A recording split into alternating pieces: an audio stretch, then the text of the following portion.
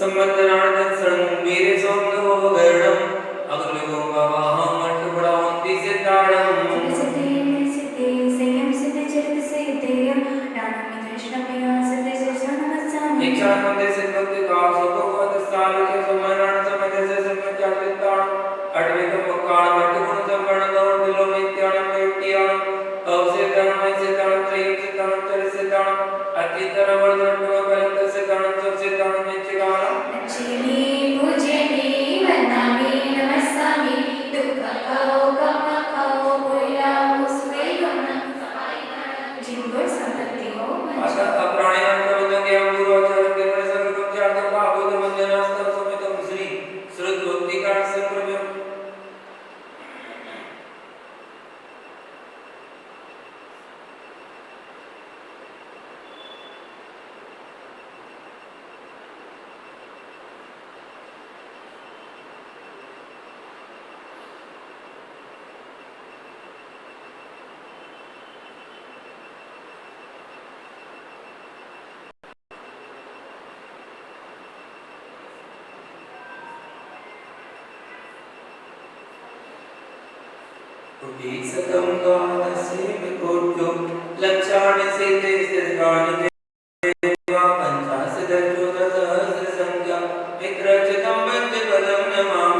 अनन्तवास्यर्थं गणदिव्यं समं प्रणाम्यतिशतोस्तराणो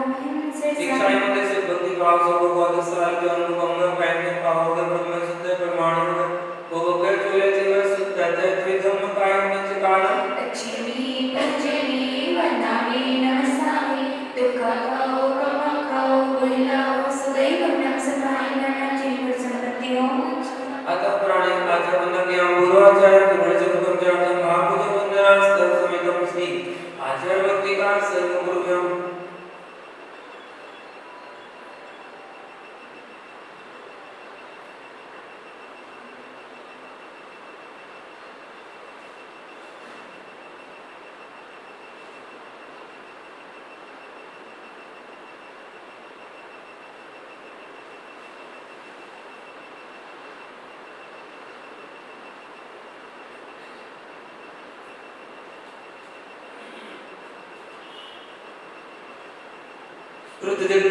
देव्या देव्या देव्यो नमो गुरुभ्यो गुरुभ्यो छत्तीसगढ़ समगे पंचाचार संग्रसे से स्नानकः पुष्पेन पारिस्काते गुरु भक्ति जने याद करते संसार जगन घोरम चिमते गमम जपमरण पाविंति नित्यं प्रतिमंत्रो विनिरितः ध्यानान्यो प्रागुना सद्विनिमागिरनास्तपो दग्धना साधुप्रिया साधना सिद्ध प्रावण गुण प्रणा चंदाकिते ज्योतिका मोक्ष द्वार कपाट वाटन वेदा किणंतु मां साधवा गर्गवन्तरो नित्यं ज्ञानदर्शनायका चारित्राणां गम्भीरा मोक्षमार्गोपदेशिका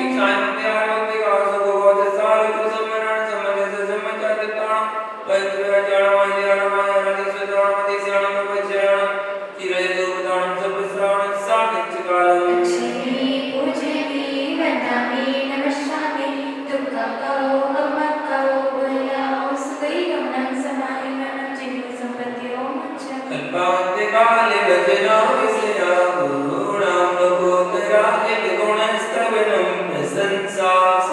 नमोस्तु शिरसा मनसा वचोभिः ददास्यं विमल सागर सूर्यवर्य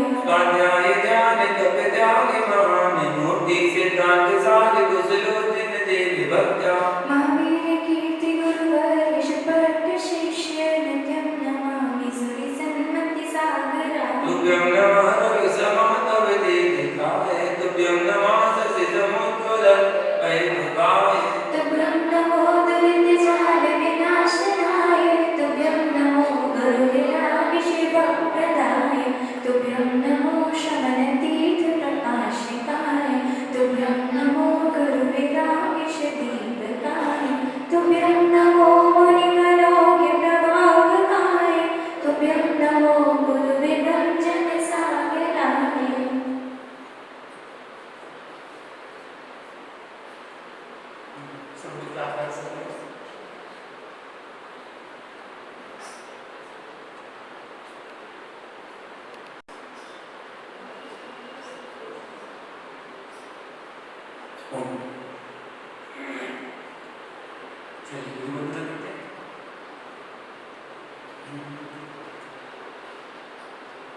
दुनिया चले ना मेरे गुरु के बिना, गुरु जी चले ना मेरे प्रभु के बिना।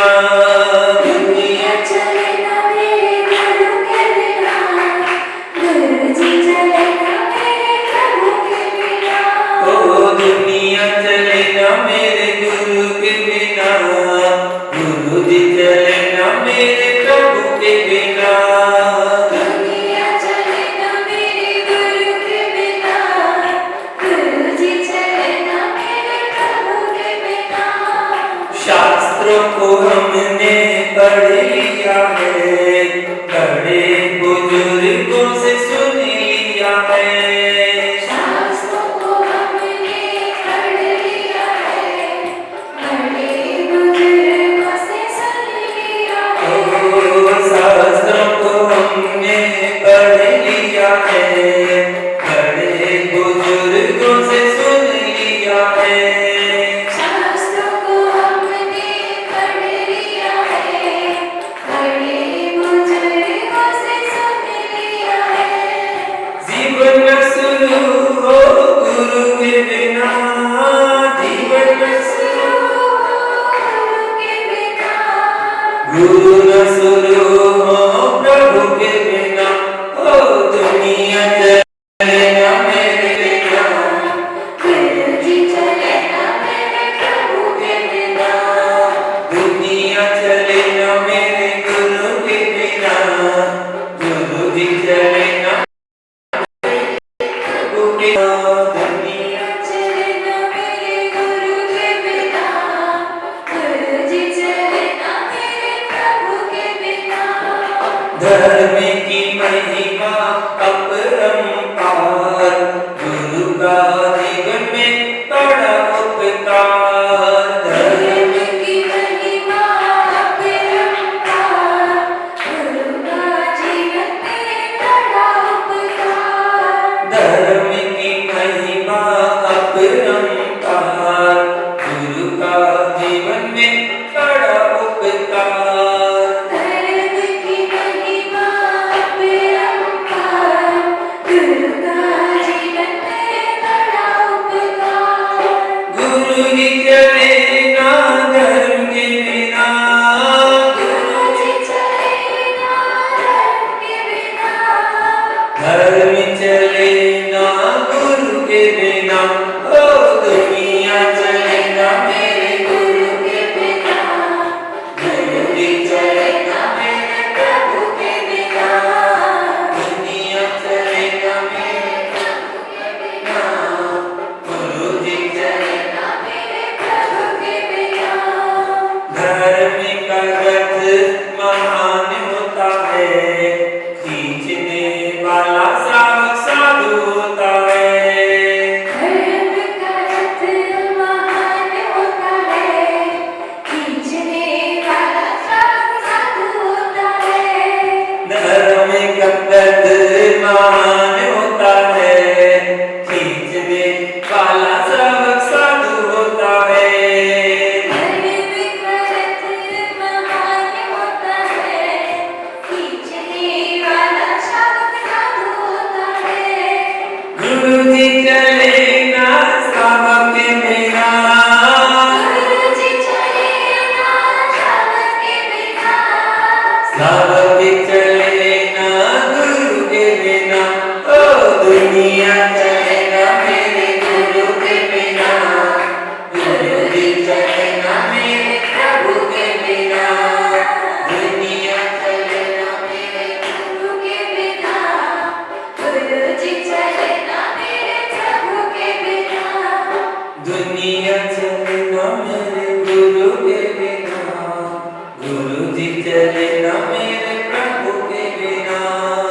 दुनिया चले ना मेरे गुरु के बिना, गुरु जी चले ना मेरे प्रभु के बिना।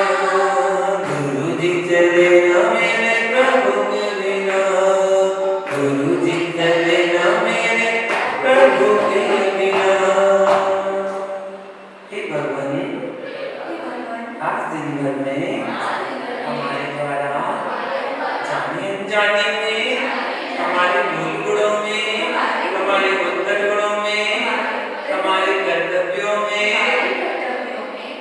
हमारे वृत्तों में जो भी अत्याचार, अनाचार या दोष लगे हों, उसके लिए हम सभी प्रतिक्रमण करते हैं। हमारे द्वारा आज दिन भर में जो भी एक इंद्री, दो इंद्री, तीन इंद्री, चार इंद्री, पंच इंद्री, जीवों की मन वचन कार्य से कार्य रोदना से विराधना हो गई हो तो उसके लिए हम सभी क्षमा मांगते हैं। हमारे द्वारा आज दिन भर में जो भी क्रोध किया गया हो, मान किया हो, मायाचारी की हो, लोभ किया हो, हिंसा की हो, झूठ बोला हो, चोरी की हो, घूसखोरी किया हो, परिग्रह जोड़ा हो, सत्य व्यसन किए हो, देव शास्त्र गुरु की निंदा आलोचना की हो, किसी मुनिराज की निंदा में कोई सहयोग किया हो, मेरे द्वारा जिन धर्म की अप्रभावना हुई हो उसके लिए हम सभी मन वचन काया से क्षमा मांगते हैं।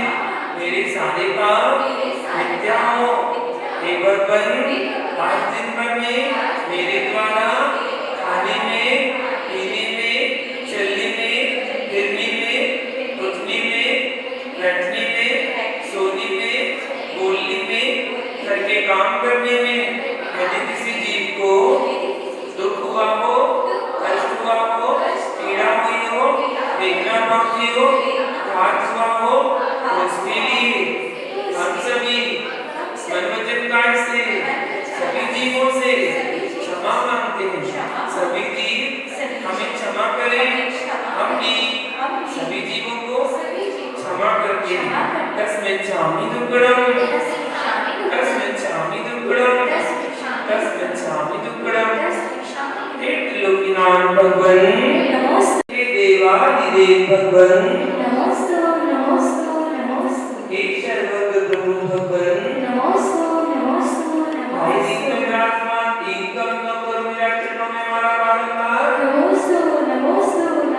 गुरुवरे आप सभी विश्वचरणी को माना बारंबार परम पूज्य पात्रे श्री विवेकानंद स्वामी जी महाराज को हमारा बारंबार नमोस्तु नमोस्तु नमोस्तु। परम पूज्य स्वामी श्री विश्वदेव स्वामी जी महाराज को हमारा बारंबार नमोस्तु नमोस्तु नमोस्तु। आपस में सभी लोग जय श्री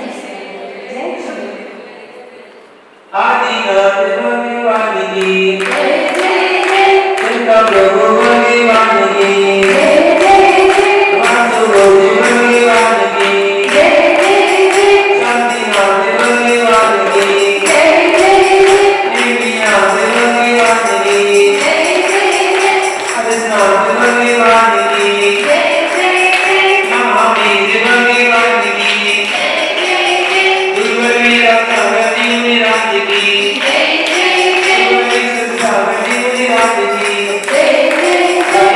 विश्व धर्म की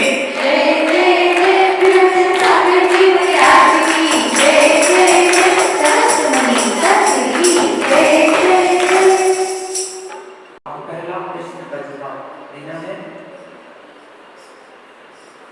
आज हम जानते हैं जीवन क्या है, इसकी दृष्टि में जीवन क्या है।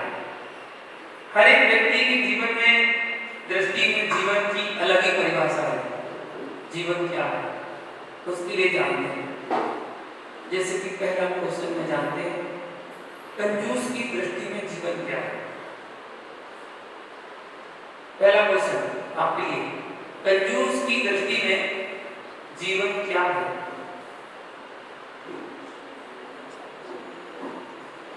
एक शब्द में जवाब दीजिएगा, बस एक शब्द का आंसर है, बताइएगा। कौन बताना चाहेगा? वो किसी को नहीं आ रहा है तो हाथ लगाओ ना, बताओ। हाथ तो कहीं नहीं रहे कोई नहीं, बताइए। अनुभव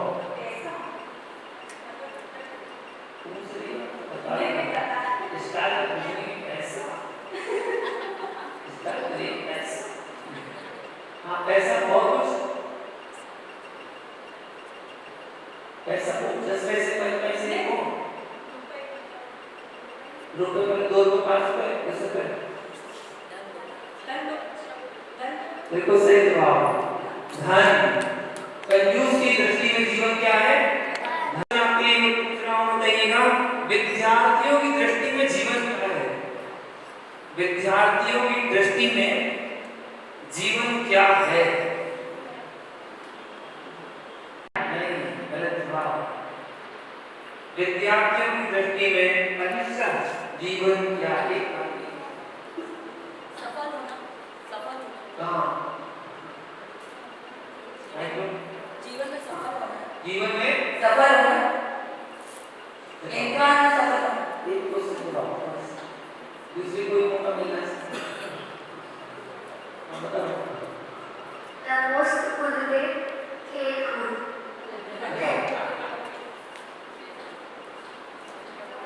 विद्यार्थी युवक खेलेगा नहीं बेटा वो। परीक्षा में सफल होना। बिल्कुल सही जवाब, परीक्षा फल।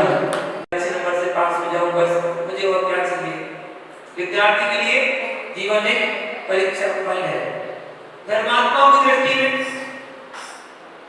धर्मात्माओं की दृष्टि में जीवन क्या है? सारे आंसर आते हैं, बताओ। मोक्ष पाना। कुछ योगी लोग कहते हैं धर्मात्मा की दृष्टि में जीवन क्या है, बताइए।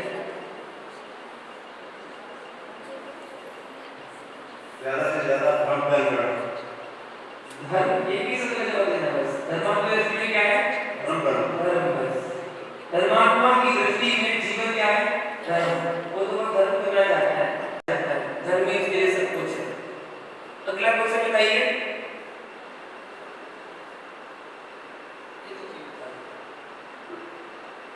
व्यापारी की दृष्टि में धर्म क्या है? जीवन क्या है? व्यापारी की दृष्टि में जीवन क्या है? धन कमाना,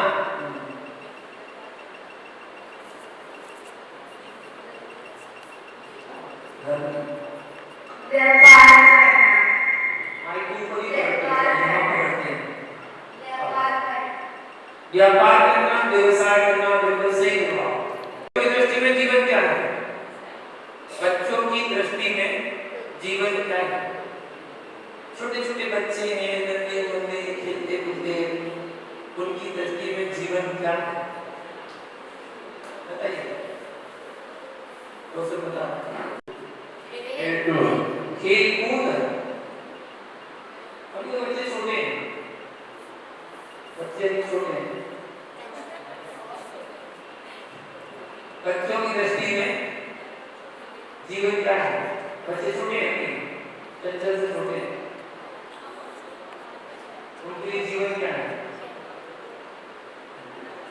थोड़ी सी बात बतानी है बस। चंचल तुम बताओ। माता पिता। हाँ बताओ जी भी।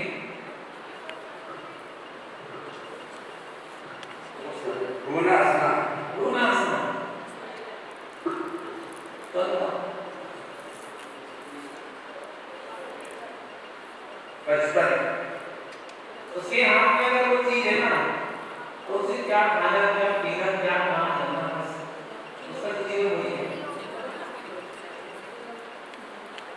इधर खिलौना। बिल्कुल सही जवाब। सबको भूल जाते हैं, सबको भूल जाते हैं, उनका जीवन वही है। याद रखना कितना होगा। अगला क्वेश्चन सुनिएगा। किसान की दृष्टि में जीवन क्या है? किसान की दृष्टि में जीवन क्या है?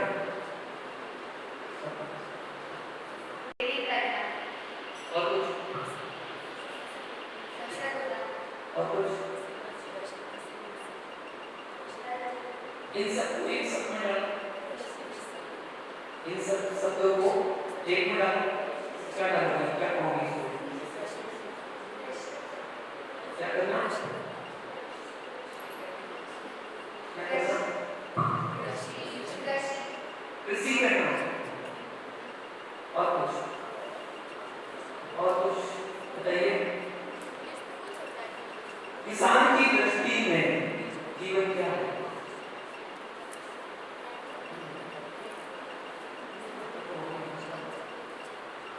लगान।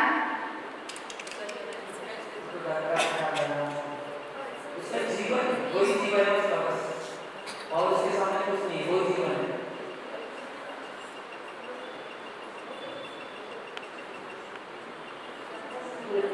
खेती करना, एक तो आंसर हो जाए तो दोबारा नहीं करना है। बीज बोना, बस एक काम बीज बोना और कुछ नहीं करें, हल जोतना, बस ध्यान से सुनो, पानी में डाल दे, पानी डाल दे तो उसकी रक्षा ना करे बाढ़ में, तो बाढ़ लगेगा, फिर और फिर कटाई करना, बुवाई करना, फिर धूप से सफाई करना, ऐसे सिंचाई करना, सारी चीजें जो बता रहे ना, ये सब एक सब में समान हो जाएंगे, और जीवन का बस वही करता है।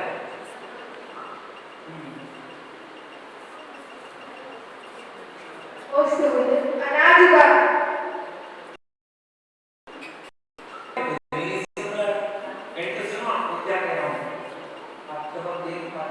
एक सारे शब्द जो हैं उस शब्द में समाहित हो जाते हैं, बताइए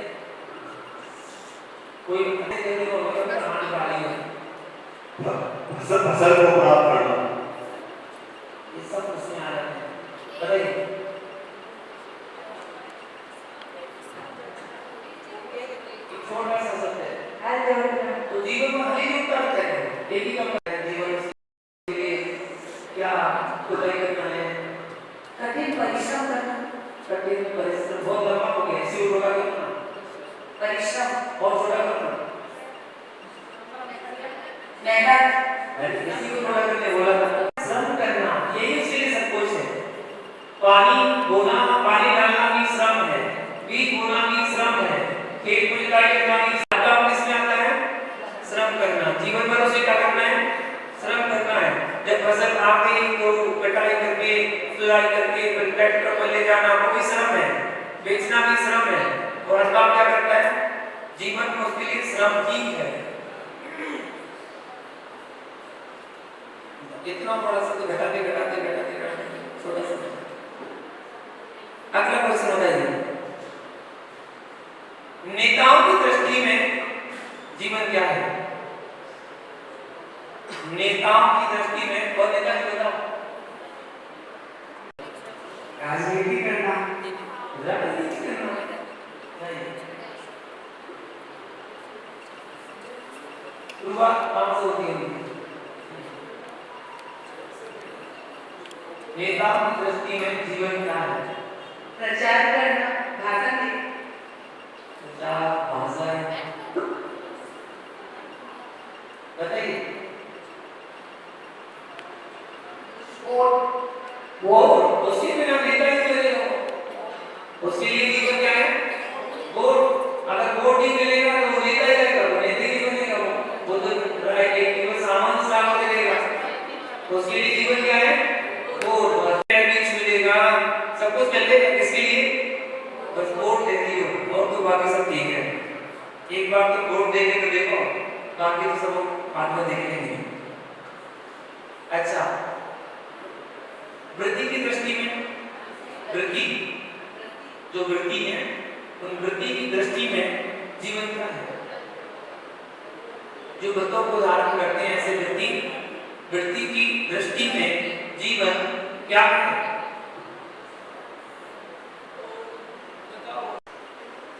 और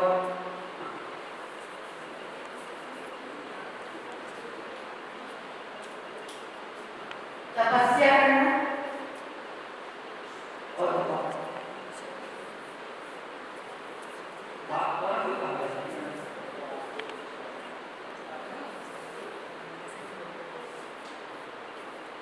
व्रत करना, लड़कियों का पड़ा, यहाँ नहीं पकड़ सकता, हमारी जगह कम रखते हैं, ऐसे, गलत जवाब। ये सब चीजें एक चीज में आ जाती हैं, समाज में जाती हैं, जिनको कहते हैं आपा दलित। क्यों बेटा भाई? तपस्या करना, पता है, एक बार उसके द्वारा कोई पता है तो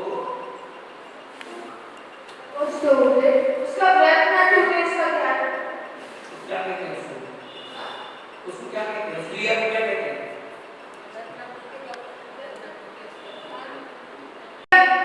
तो ये सब चीजें एक शब्द में समाहित है, जो भी ये बोल रहे हैं ये सब कुछ समाहित है। उसका आंसर है सत्कर्म करना, अच्छे कर्म करना। एक व्यक्ति अच्छे कर्म करता है, अच्छी क्रियाएं करता है, जिससे उसके व्रतों में अतिचार ना लगे, दोष ना लगे, अपने नियम का, अपने संयम का अच्छी तरह से पालन करता है, उसको कहते हैं सत्कर्म करना। तो व्यक्ति की दृष्टि में सत्कर्म करना ही जीवन है, वो जीवन भर अच्छे कर्मों को करता रहता है। अगला क्वेश्चन अब अलग से पूछते हैं।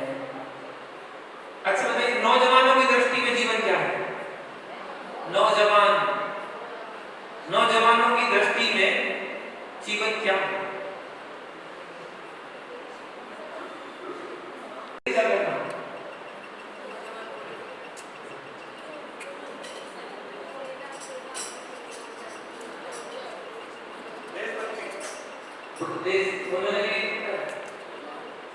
तुमने थोड़ा सा सब चेंज कर दिया, सब तो नहीं है।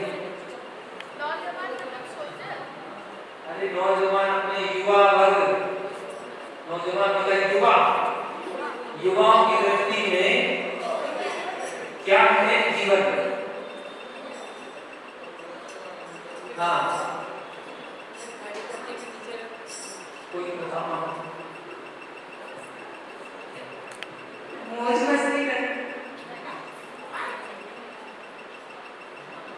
कि बताओ, हाँ बताओ, नौजवान बता रहा है भ्रमण करना। क्या? भ्रमण करना घूमना, एडवेंचर।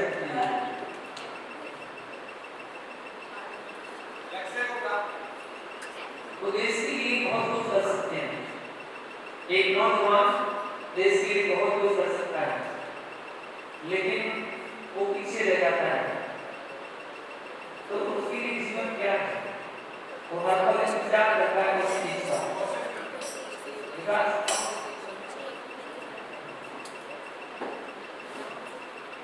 कामयाबी संघर्ष करना। संकट संघर्ष करना। और कुछ उसको बोले जॉब ढूंढना। जॉब में भी कुछ तो आता होगा उसके लिए, ढूंढे ढूंढे ढूंढे ढूंढे कभी तो वो पल आता होगा जिससे वो कुछ करके देखा है।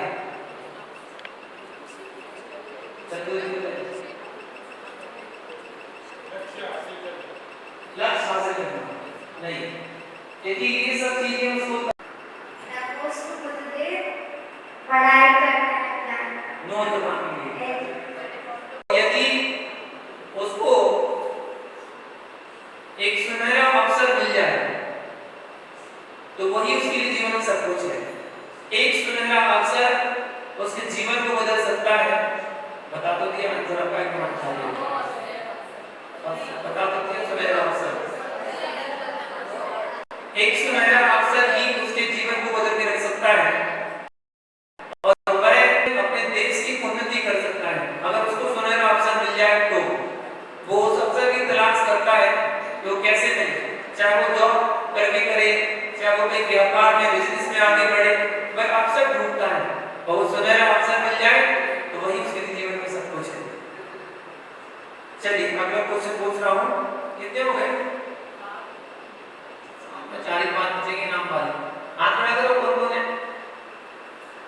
1 2 3 4 5 6 और कोई बस नहीं कर 2 बार तो फिर 5 ठीक। आज तो वैसे छोटी वाली नाम सबसे बड़ी। चलिए और छोटा क्वेश्चन पूछ रहे हैं, बताइएगा।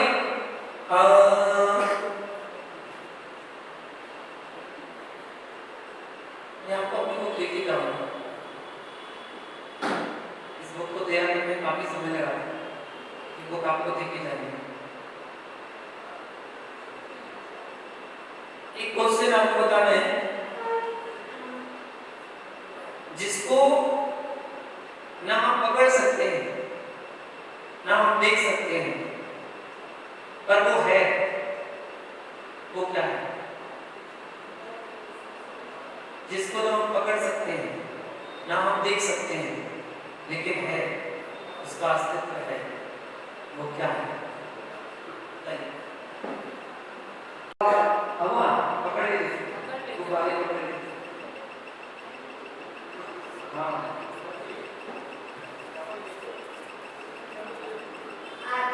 आत्मा बिल्कुल सही जवाब।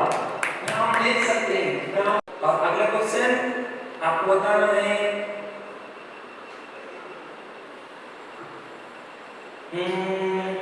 पुण्य में भी बड़े और गुण में भी बड़े, वो कौन है? जो पुण्य में भी बड़े हैं और गुण में भी बड़े हैं, वो कौन? सबसे अधिक उनका पुण्य कहलाता है और सबसे अधिक गुण उनके कहलाते हैं, वो कौन? पुण्य में भी अधिक, गुण में भी अधिक। सबसे बड़े पुण्य में भी बड़े और गुण में भी बड़े।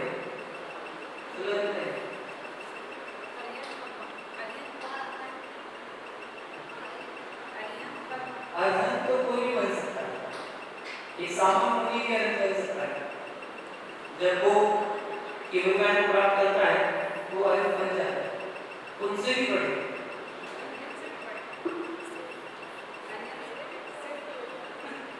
उनसे बड़े, गुण से भी बड़े, बिल्कुल सही जवाब। वो तीर्थंकर सामान्य अरहंत की केवल की तो गंध थोड़ी लगेगी, तीर्थंकर का समोषण लगेगा और उस समोषण में केवली भी मौजूद होगी। इनका सबसे बड़ा पुण्य होता है वो तीर्थंकर कहलाते हैं।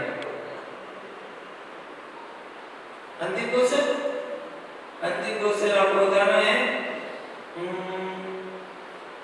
वह कौन सी वस्तु है जो देने से बढ़ती है? देने से बढ़ती है।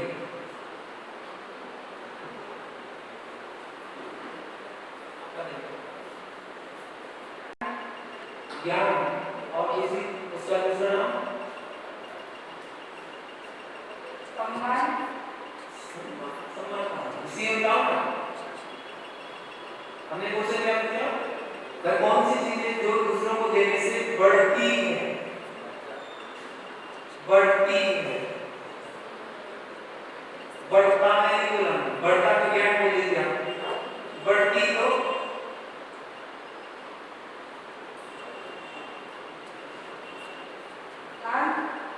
दान बढ़ती है। आप क्या बोलते हैं कि दान बढ़ती है? बंगला में तो बोलते हैं दान बढ़ता नहीं बोलेंगे, दान बढ़ती है बोलेंगे, है ना? बताओ तुम्हारा क्या?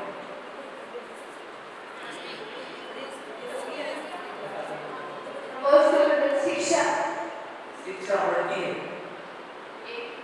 और कोई चलो उनका सब सही है। ज्ञान की वजह से बोलेंगे विद्या। जब भी हमारे पास कोई विद्या हो, कोई शिक्षा हो, किसी का भी ज्ञान हो, उसको दूसरों को देना चाहिए, देने से बढ़ती है वो विद्या बढ़ती। आपके पास कोई कला है, किसी को खाना बनाने की हुनर आता है, किसी को कढ़ाई बुनाई का आता है, किसी को कुछ आता है, किसी को कुछ आता है, तो जो जिसमें ट्रेंड हो तो वो अपनी विद्या को अपने पास ना रखे, दूसरों को दे, उसको देने से वो बढ़ती है और फैलेगी, सब लोग के पास ज्ञान होगा, इसलिए विद्या देने से बढ़ती है। किसी को बजाना आता है, किसी को गाना आता है, किसी को नाचना आता है, इसको जो आता है देना चाहिए। जैसे जयपुर में सुशील पैक जी थे, अब नहीं रहे, तो वो अपनी विद्या को देकर गए, बहुत अच्छे अनुभवी वैद्य थे, अपने जैन समाज के धरोहर थे, बहुत बड़े विद्वान बच्चे। नाड़ी की करोड़ा के लिए तुमने शाम को क्या खाया था और तुम्हारे लिए किस वजह से तकलीफ हुई है, क्या तकलीफ हुई, सब ज्यादा उन्होंने अपनी विद्या अपने शिष्यों को दी, जो वहां पर उनके पास अध्ययन करने गए, उन्होंने सबको सिखाया कैसे जानते हैं इसमें क्या दवाई देते हैं, क्या औषधि देते हैं। तो विद्या देने से बढ़ती है, वो तो चले गए लेकिन अपनी विद्या को सब जगह फैला गए, कभी भी विद्या संभाल कर नहीं रखो, उसको बांटो ऊपर से। चलिए आइए इनाम लेने आइए, मिल जाती है ऐसी।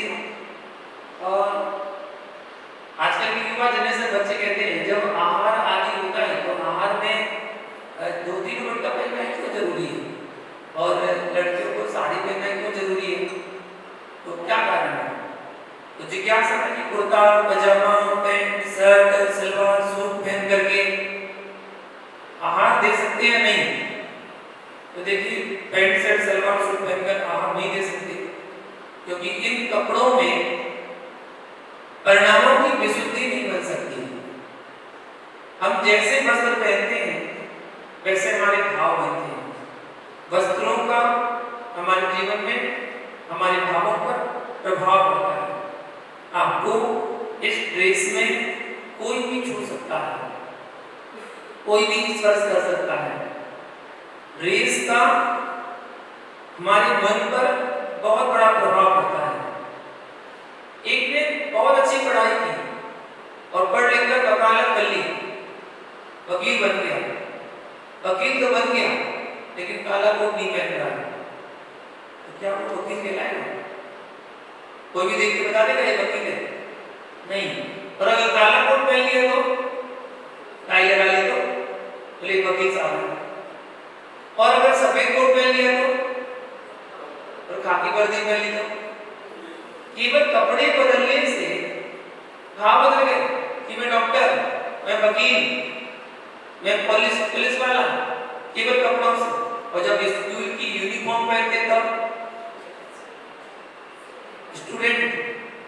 स्टूडेंट है, उस समय जब वो ड्रेस पहने हुए तब स्टूडेंट कहलाएगा, उसके बाद स्टूडेंट नहीं है।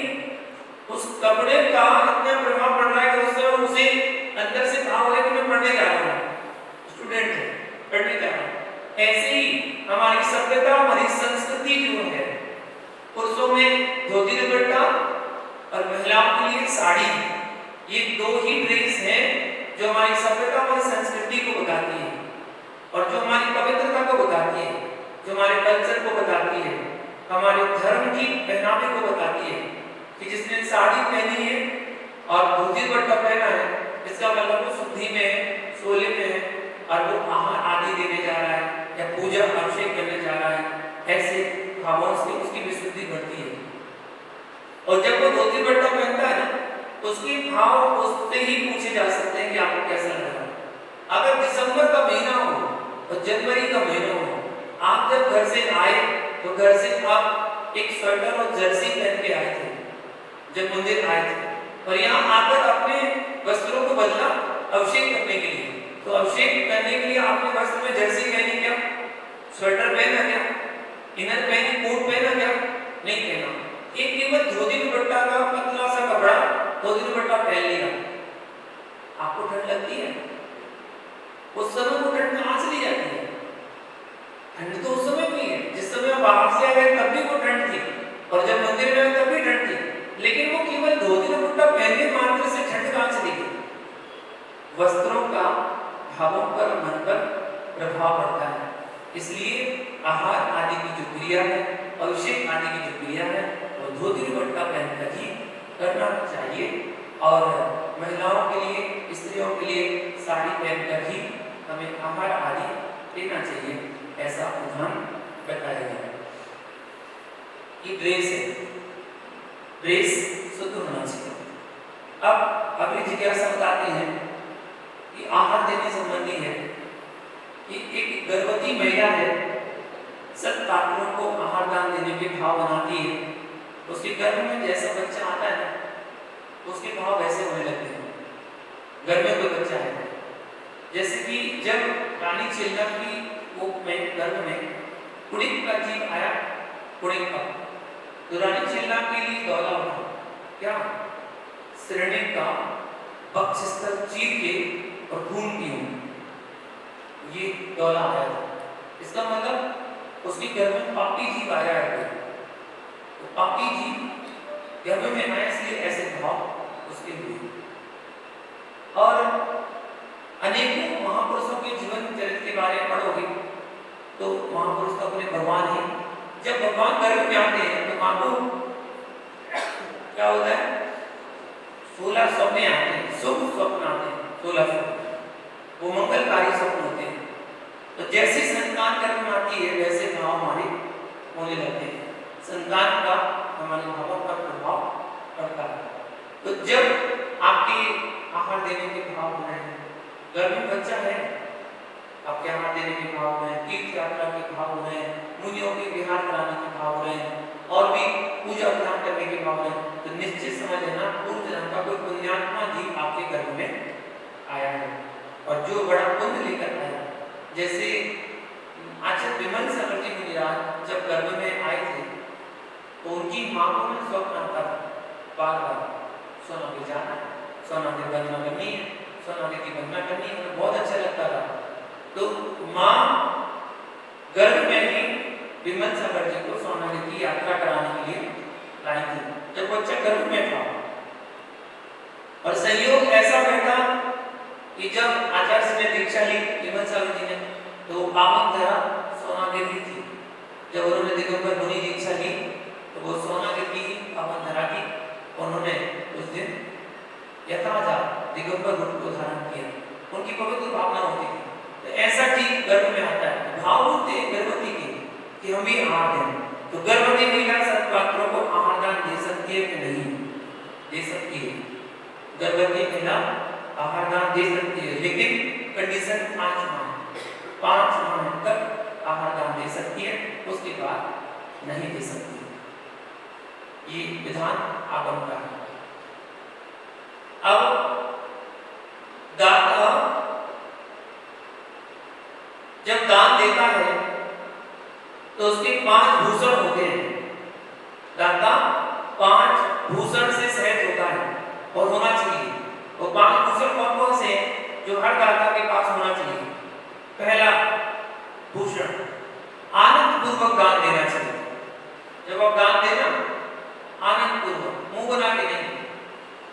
कोई आ जाते मुंह बना के, उनकी शक्ल देखने से आम करने का मन ही नहीं करता। उनकी शक्ल देख लो ना, अच्छा खासा हार भी हो तो हार ना हो, उनकी शक्ल देख लो, इसलिए मुस्कुराते हुए आनंदित होकर अपना अहोभाग्य मानकर आहार दान देना चाहिए। अच्छी बात बता रहा हूँ आपको, प्रसन्नचित्त होकर दान देना चाहिए, मुंह बना के नहीं। आप उदास मन से दोगे, पता नहीं क्या पास लड़के आए हो, क्या लड़ाई करके आए हो, नहीं, अच्छी प्रसन्नता से, प्रसन्नता के साथ आनंद पूर्वक आहार देना चाहिए। और दूसरा विनय पूर्वक देना चाहिए, विनय पूर्वक आहार दीजिए। ऐसा नहीं कि आपसे परिचय हो गया तो आप मजाक करने लगे, आहार देते समय मजाक कर रहे हैं, नहीं, विनय पूर्वक दान देना चाहिए। वो आपके सामने एक परमेष्ठी खड़े हुए हैं, जो परमेष्ठी परम पद पर स्थित है, ऐसे परमेष्ठी के हाथ में आप दान कर रहे हैं, तो आपकी विनय पूरी होना चाहिए और यथावत विनय पूर्वक की स्तुति बोलना चाहिए। ऐसे नहीं कि आपके परिचय बढ़ गया आपका, मैं स्तुति बजती गान से आप दर्शित है, काल ले लो मिराज, ऐसे सर पे चढ़ गए क्या? इसको कहते हैं सर पे चढ़ जाना, कि आप विनय ही भूल गए। ये साधु कौन, परमेष्ठी कौन, हमें कैसे विनय पूर्वक शुद्धि बोलना चाहिए और कैसे आहार देना चाहिए। ये दूसरा भूषण है दाता का, जो दाता है देने वाला है उसका भूषण है कि विनय पूर्वक देना चाहिए। पहला आनंद पूर्वक देना चाहिए, क्योंकि आपके भावों का प्रभाव मुनिराज की आहार पर पड़ेगा।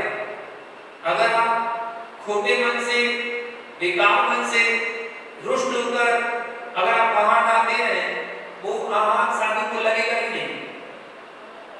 वो आहार घर से लड़ाई करके आए हो, घर से लड़ाई होके आई, जबरदस्ती में आप गुस्सा होके आ गए, क्योंकि आपको मना किया जा रहा था, घर वाले मना कर रहे थे आप देने मत जाओ, और आप मैं तो जाऊंगी, और गुस्से में आ गए।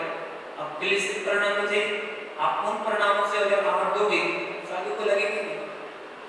परिणाम को अच्छा कर लीजिए, भावों को अच्छा कर लीजिए, आनंद पूर्वक दान दीजिए, विनय पूर्वक दान दीजिए और निर्मल भावों से दान दीजिए। परिणामों में सरलता, निर्मलता,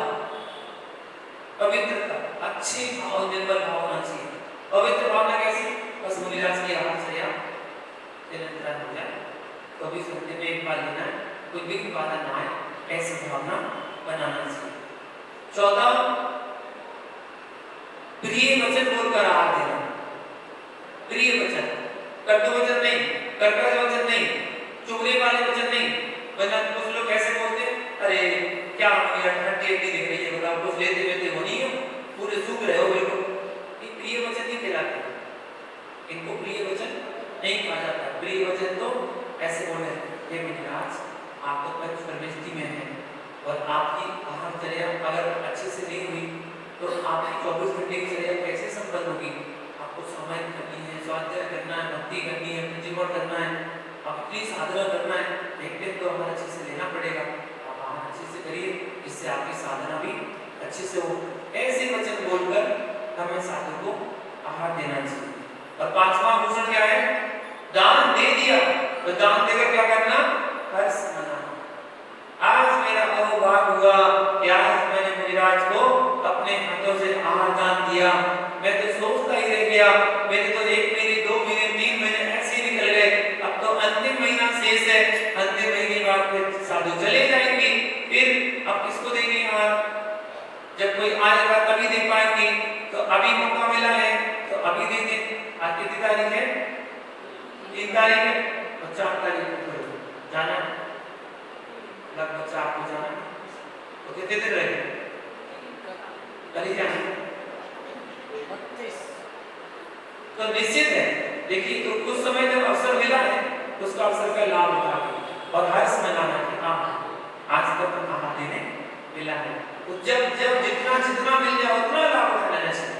आपका 1 घंटा नहीं है, कोई बात नहीं, आधा घंटे के लिए, आधा घंटा नहीं है 10 मिनट के लिए, 10 मिनट नहीं है 5 मिनट के लिए जाओ, 5 मिनट नहीं है 1 गिलास दो, नमस्ते करो, जाओ, कोई बात नहीं, चलेगा। आहार तो दे दिया, 1 गिलास दिया, जब पूरा घंटा भर दिया, आहार तो दिया। ये 5 भूषण है जो दाता के पास होना चाहिए और इनके प्रतिपक्षी दूषण नहीं है।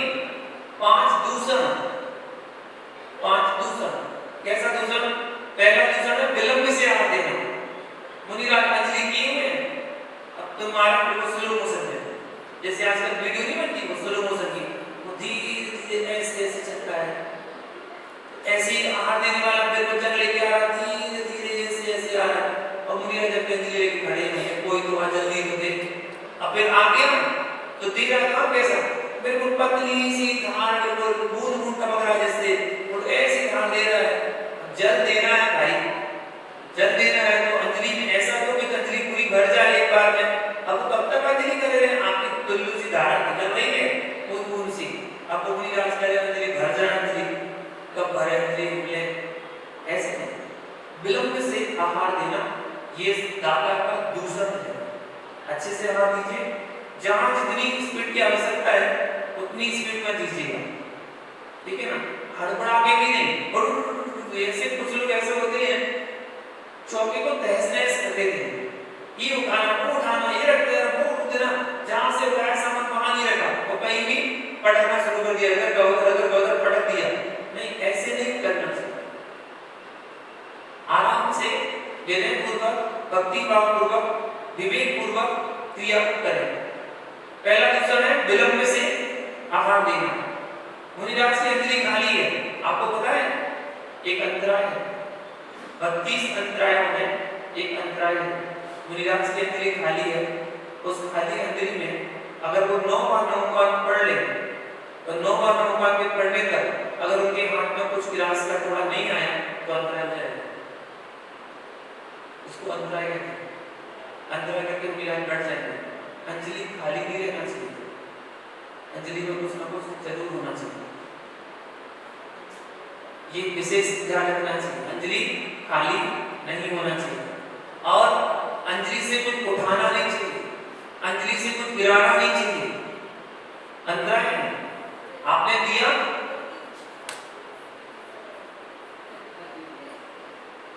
आपने दिया, आपने आहार दिया और किसी ने को नहीं देना था और आपने उसको उठा लिया, अंतराय हो जाएगा। अंजलि में आ गया, स्पर्श हो गया और आपने उठा लिया, अंतराय हो जाएगा। अगर स्पर्श होकर नीचे गिर जाए तो अंतराय हो जाएगा। हड़बड़ में चल रही थी तो अब वो पीछे वाला देना चाहता था, आगे वाला देना चाहता था, आगे वाला सोचते रह गया, पीछे वाले ने हाथ ऐसा बढ़ाया और दूर से टक पकड़ दिया चम्मच से। वो आया तो अंजलि में, लेकिन उंगलियों को स्पर्श करके नीचे गिर गया, अंजलि खाली अंतरा में जाएगा।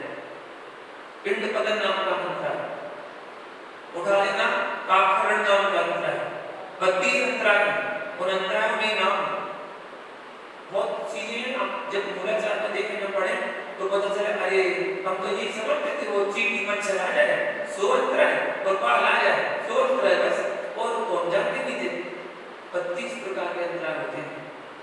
कोई चांडाल आदि स्पर्श कर ले मुनिराज को बाहर चले जाने समय अंतरा है। पंचेंद्रिय जीव का मरण दिख जाए, पंचेंद्रिय जीव की मृत्यु वाला दिख जाए, या कोई समाचार सुना दे अंतरा हो जाए। चौके में बड़ी सोच समझ के बोलना चाहिए। आप शब्दों का प्रयोग लेंगे वो तो चले गए, वो तो चले गए, वो तो मर गए, ऐसा बोल दिया मुनिराज अंजलि छोड़ देंगे, अंतराय कर देंगे। ऐसे 32 प्रकार के अंतराय होते हैं। तो दूसरा है विलंब से देना, अनादर पूर्वक देना और कटु वचन बोलकर आहार देना। अरे ले लो मुनिराज, क्या आप लोग आप लेते हुए देखो सोनी है, ले लो जल ले लो, या फिर वो ऐसे करके कि वो तुमने दे ले, चलो हमें दे दो, एक आध तुमने दे लो, एक आध हमें दे ले दो, क्या एक आध तुमने दे लो, एक आध हमें दे ले दो, ये शब्दों का प्रयोग करके आप दे रहे हैं। और भी ऐसे शब्द जैसे वो कहते हैं ना, मैंने एक बार बताया था, कोई जूस चला रहा है, उसके लिए क्या बोलते हैं, जूस चला रहा है, क्या बोलेंगे, घुमा घुमा के दो, घुमा घुमा के दो, जूस को कैसे दो, घुमा घुमा के दो, घुमा घुमा के दो। तो ऐसे शब्दों का प्रयोग करके हम ना प्रयोग करें, अच्छे शब्दों का प्रयोग करें, कटु वचन बोलकर आहार दान माने। चौथा दूसरा क्या है, कलुषित भावों से आहार देना। मन में कटुता है, कसाय भरी हुई है, पर आप आहार देने आ गए, उन्हीं भावों से आहार दे रहे, मत दो, कोई जरूरी नहीं है, इतना देना जरूरी नहीं है। मन में तो कुछ और चल रहा है, मन में तो उनकी साधु की बुराई चल रही है, और बाहर से आहार देने पहुंच गए। आहार देने लोग क्या कहेंगे बताओ, वो आहार देने नहीं आते, देखने तो आ जाते हैं, चलो दे आते हैं, लेकिन बोले हमें ना कसाय बनी हुई है। तो कलुषित भावों से आहार देना एक चौथा दूसरा है। और पांचवा आहार देकर पश्चाताप करना। अरे कहां से कहां आहार के लिए आ रहे थे, अच्छे आराम से घर पर बैठते बढ़िया, इतना टाइम हम बर्बाद कर दिया, 1 घंटा लग गया, हम तो सोच रहे थे 10 मिनट में हमारा हो जाएगा, ये तो 1 घंटा लगा दिया। और दान देकर के पश्चाताप कर रहे हैं, ये दूसरा है दाता के। तो 5 होते हैं भूषण और 5 होते हैं दूषण। तो दाता इनका ध्यान रखें, इनको ध्यान में रखकर ही दान आदि करना चाहिए। इसी मंगल भावना के साथ जय गुरु पार्श्वनाथ भगवान की। कल के लिए नियम, कल अभिनंदन भगवान का 40 पढ़ने का कल का नियम, और खाने पीने कल का त्याग करेंगे। कल चिप्स खाने का त्याग, चाहे वो कोई सी भी हो, एनीबडी कोई भी, चाहे वो केले की हो, चाहे वो मक्के की हो, चाहे वो जिसकी भी हो, चिप्स का त्याग